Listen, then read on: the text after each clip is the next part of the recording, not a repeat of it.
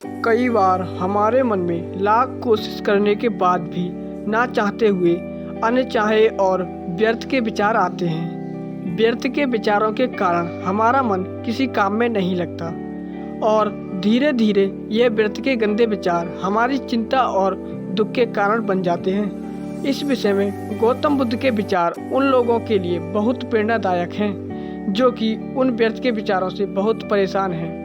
एक बार एक राजकुमार जो कि गौतम बुद्ध के भिक्षुक बनकर उनके साथ रहते थे, उनका नाम भरत था। गौतम बुद्ध अपने भिक्षुओं को उपदेश देने के साथ साथ उनको भिक्षा लेने के लिए भी भेजते थे, जहाँ से उनको भिक्षा मिला करती थी। एक दिन गौतम बुद्ध ने भरत को भिक्षा लेने के लिए एक श्रावका के घर भेजा। भरत रास्ते में चलते हुए यह सोच रहे थे कि ना जाने आज भिक्षा में क्या मिलेगा। भरत सोचने लगे कि हमेशा महल में खाने के लिए स्वादिष्ट भोजन मिलते थे, लेकिन आज जो भी मिल जाए वही ठीक होगा। भरत ने श्रावका के घर पहुंचकर उनसे भिक्षा आदि की याचना की। श्रावका ने भरत को बैठने को स्थान दिया। श्रावका भीतर चली गई। अब भरत मन ही मन यह सोच रहे थे कि काश मुझे मेरा मनपसंद भोजन मिल जाता तो अच्छा होता। अगले ही पल जब श्रावका भोजन लेकर आई तो भरत अचंभित हो गए। उन्होंने श्रावका के हाथ में अपना पसंदीदा भोजन देखा। भरत प्रसन्न हो उठे। उन्होंने भिक्षा ग्रहण की। अब आगे भरत सोचते हैं कि उन्हें तो हमेशा भोजन करने के बाद थोड़ा विश्राम करना अच्छा लगता है, लेकिन अब तो मुझे धूप से होकर जाना पड़ेगा। तभी श्रावका भरत से कहती है कि आप यहाँ कुछ देर विश्राम कर लीजिए। यह सुनकर भरत थोड़े से अचंभित हो जाते हैं, लेकिन इसे एक संयोग मानकर विश्राम करने लगते हैं।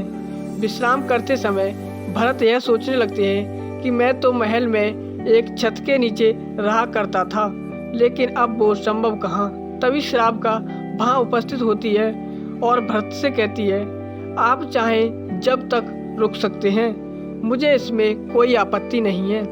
श्रावका की इस बात को सुनकर भरत उठ खड़े हुए और समझ गए कि यह कोई संयोग नहीं है, श्रावका मेरा मन पढ़ सकती है।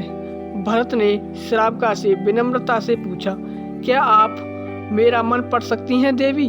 श्रावका ने उत्तर दिया, महात्मा जी, आरंभ में यह सब मेरे लिए कठिन था, लेकिन मैंने खुद के विचारों को देखना शुरू किया।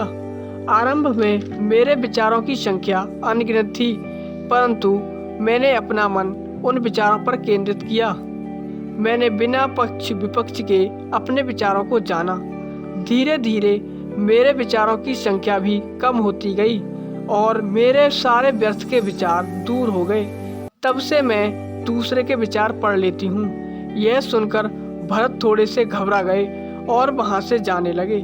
रास्ते में भरत को यह सोचकर बुरा लगा कि मेरे मन में श्रावका को लेकर जो बुरे विचार थे, श्रावका ने क्या सोचा होगा।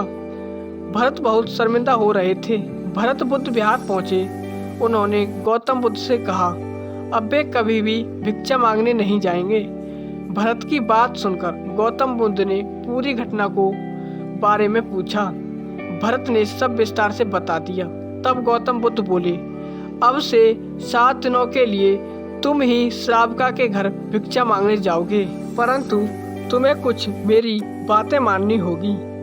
कल तुम जाते समय अपने मन को होश में रखना।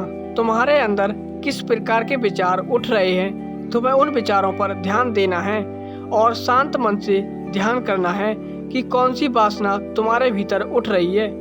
इन सब का ध्यान रखते हुए तुम कल श्रावका के घर जाना, फिर तुम मुझसे विचार विमर्श करना।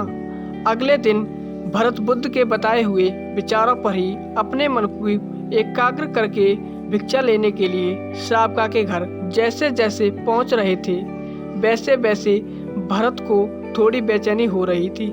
चलते चलते भरत अब श्रावका के घर पहुंच गए और अपनी घबराहट को दूर करते हुए अपने विचारों पर ध्यान लगाया और श्रावका भिक्षा देने के लिए जैसे निकट आई, तब भरत का मन शांत हो गया था। अब भरत को किसी प्रकार के व्यर्थ के विचार परेशान नहीं कर रहे थे। ना कोई वासना, ना कोई कामना थी। लेकिन भरत ने भिक्षा ग्रहण की और वहां से सीधे बौद्ध विहार को प्रस्थान किया।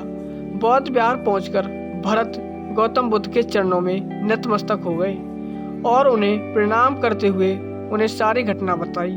तब गौतम बुद्ध ने कहा, यह तुम्हारा मन ही है जिसे तुम ही नियंत्रित कर सकते हो। मन पर विजय पाने के लिए दुर्गुणों पर ध्यान करो, चिंतन करो, फिर स्वयं ही सारी चिंताएं दूर हो जाएंगी।